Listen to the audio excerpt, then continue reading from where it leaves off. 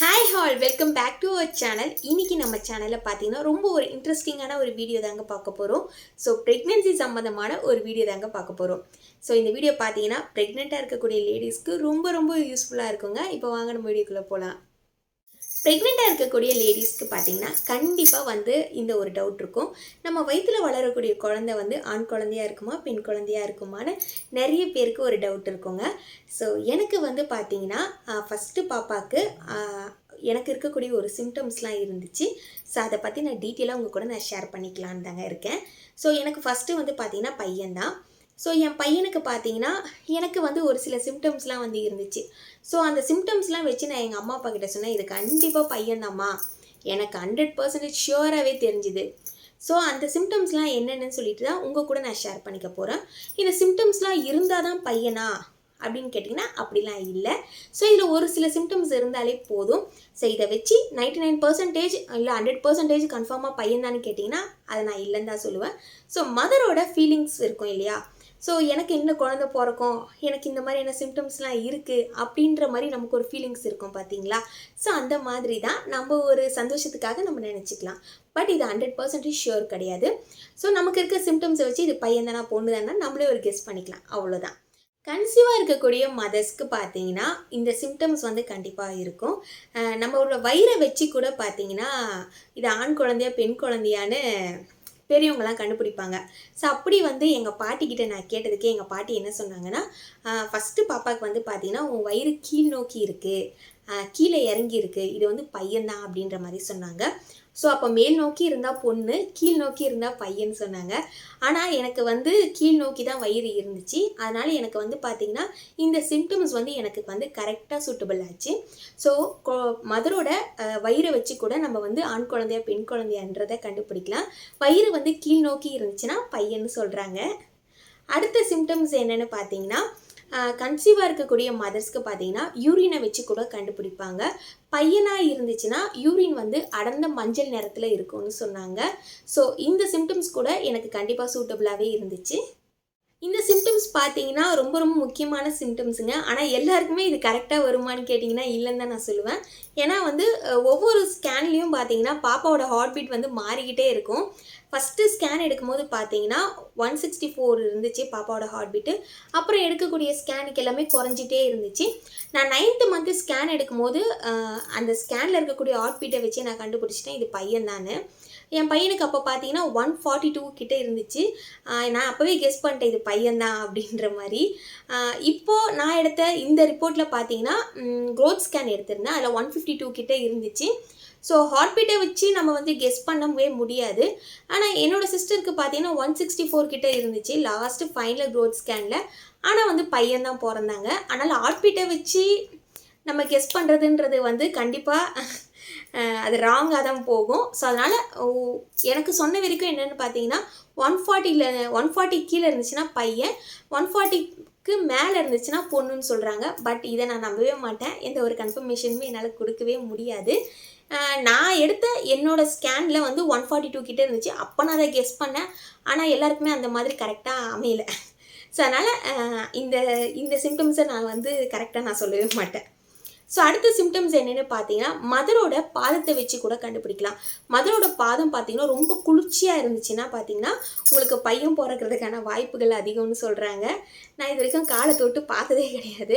ஆனால் எங்கள் பாட்டி சொல்லியிருக்காங்க, ரொம்ப குளிர்ச்சியாக இருந்துச்சுன்னா பையன்னு சொல்லுவாங்க, ரொம்ப சூடாக இருந்துச்சுன்னா பொண்ணுன்னு சொன்னாங்க. ஆனால் எந்த அளவுக்கு உண்மைன்னு தெரியல. உங்களுக்கு அந்த மாதிரி இருக்கா, இல்லை உங்களுக்கும் அந்த மாதிரி சிம்டம்ஸ் இருந்துச்சுன்னா என்கிட்ட ஷேர் பண்ணிக்கோங்க. ப்ரெக்னெண்ட்டாக இருக்கக்கூடிய லேடிஸ் படுத்து தூங்குறத கூட வச்சு கூட நம்ம கன்ஃபர்மேஷன் பண்ணலான்னு சொல்கிறாங்க.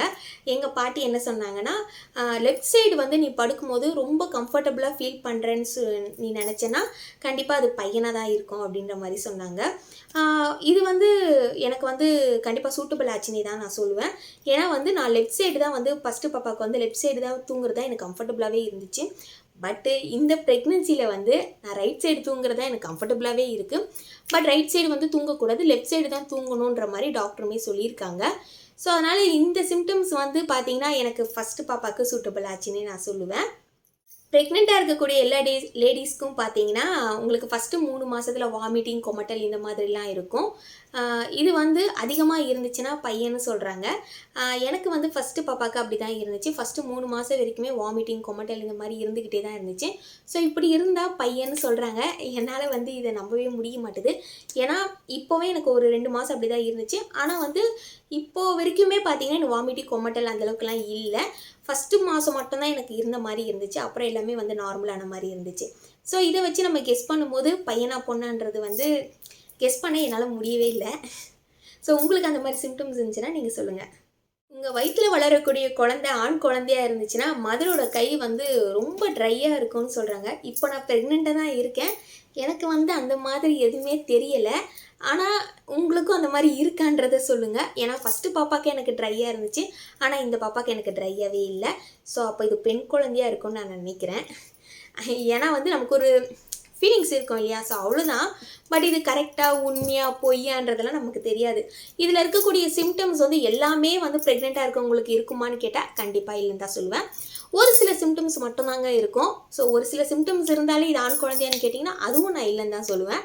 ஏன்னா இதில் வந்து சிம்டம்ஸ் இருந்துச்சுன்னா நம்ம மனசில் ஓகே பையனாக இருக்குமா பொண்ணாக இருக்குமா, ஆனால் எந்த குழந்தை பிறந்தாலுமே எனக்கு சந்தோஷம்தான். ஸோ எந்த குழந்தை பிறந்தாலும் அது உங்களோட குழந்தை தான். ஸோ அதனால் வந்து இதில் ஒரு சில ஆசைகள் இருக்கும் இல்லையா? நம்ம குழந்தை ஆண் குழந்தையா பெண் குழந்தையான்னு. ஸோ அந்த மாதிரி நம்ம ஒரு கெஸ் பண்ணிக்கலாம், அவ்வளோதானே தவிர்த்து ஸோ இது வந்து 99% இது உண்மை 100% இது உண்மை அப்படின்றதெல்லாம் நான் சொல்லவே மாட்டேன். எனக்கு ஃபஸ்ட்டு பாப்பாவுக்கு இருந்ததை விட இந்த பாப்பாவுக்கு நிறைய சிம்டம்ஸ் வந்து மாறி இருக்குது. ஸோ அந்த மாதிரி மாற்றங்கள் இருந்தால் கூட அது பையனாக இருந்தால் இது பொண்ணாக இருக்கும், இல்லை ஃபஸ்ட்டு பாப்பா வந்து பொண்ணாக இருந்தால் இது பையனாக இருக்கும் அப்படின்னு கூட சொல்கிறாங்க. ஆனால் ஃபஸ்ட்டு ப்ரெக்னென்ட் அப்போது இருந்த சிம்டம்ஸை விட இப்போ வேறு சிம்டம்ஸ் மாதிரி தான் எனக்கு தெரியுது. பட் வந்து இன்னும் 1 மந்தில் பார்த்தீங்கன்னா எனக்கு என்ன குழந்தை பிறந்திருக்குன்றதை நான் கண்டிப்பாக உங்களுக்கு நான் ரிவீல் பண்ணுறேன். இந்த மாதிரி சிம்டம்ஸ்லாம் வச்சு நம்ம வந்து கெஸ் பண்ண முடியாது. பட் வந்து நமக்குன்னு ஒரு ஆசை இருக்குது இல்லையா? நமக்கு பொண்ணு பிறக்கணும், எனக்கு பொண்ணு தான் பிறக்கணும் அப்படின்ற மாதிரி எனக்கு இப்போவுமே ஆசை இருக்குது, எனக்கு பொண்ணு தான் வேணும்னு. எனக்கு ஃபஸ்ட்டு பாப்பா அப்போவே எனக்கு பார்த்தீங்கன்னா எனக்கு பொண்ணு வேணும்னு ரொம்ப ஆசைப்பட்டேன். பட் பையன் பிறந்துட்டான். ஸோ ஐ எம் ஹாப்பி தான். எனக்கு அது ஒன்றும் பிரச்சனை இல்லை. என் வீட்டுக்காருக்கு பொண்ணு பிறக்கணும்னு ரொம்ப ஆசையாக இருந்தார். ஸோ இந்த பாப்பாவாவது பொண்ணாக பிறக்கணும்னு சொல்லி காட் கிட்ட நான் ப்ரே பண்ணிக்கிறேன். எனக்காகவும் நீங்கள் ப்ரே பண்ணிக்கோங்க. ஏன்னா வீட்டுக்கு ஒரு மகாலட்சுமி கண்டிப்பாக தேவை. ஸோ அந்த ரீசன் தான். ஸோ எந்த பாப்பா பிறந்தாலுமே ஹாப்பி தான். பட் பொண்ணாக இருக்கணுன்றதை நான் கடவுள்கிட்ட வேண்டிக்கிறேன். ஸோ அவ்வளோதான். ஸோ இதை வச்சு நீங்கள் வந்து பையனாக இருக்கும் பொண்ணாக இருக்கும்ன்ட்டு நீங்களே குழப்பத்துக்கு வந்துடாதீங்க. எந்த குழந்தையாக இருந்தாலுமே சந்தோஷமாக ஏற்றுக்கோங்க. ஒரு சில சிம்டம்ஸ் வந்து நம்ம சந்தோஷத்துக்காக நம்ம தெரிஞ்சுக்கிறோம், அவ்வளோதான். மற்றபடி எந்த ஒரு இதுவுமே இல்லை. இது நம்ம வந்து வெளிப்படையாக அதை கேட்டு தெரிஞ்சுக்கிறது சட்டப்படி குற்றம். ஸோ அதனால் நம்ம மனசில் நம்ம பிறக்கக்கூடிய குழந்தை இதுதான் அதுதான்ன்றது நமக்கு ஒரு ஃபீலிங்ஸ் இருக்கும் இல்லையா? ஸோ அதை நம்ம தெரிஞ்சுக்கிறது ஒரு இது, அவ்வளோதான். ஓகேங்களா? இந்த வீடியோ பதிவு உங்களுக்கு பயனுள்ளதாக இருந்துச்சுன்னா நம்ம சேனலை மறக்காமல் சப்ஸ்கிரைப் பண்ணிவிடுங்க. உங்கள் ஃப்ரெண்ட்ஸ் அண்ட் ஃபேமிலிக்கு ஷேர் பண்ணுங்கள். Thank you so much. பாய்.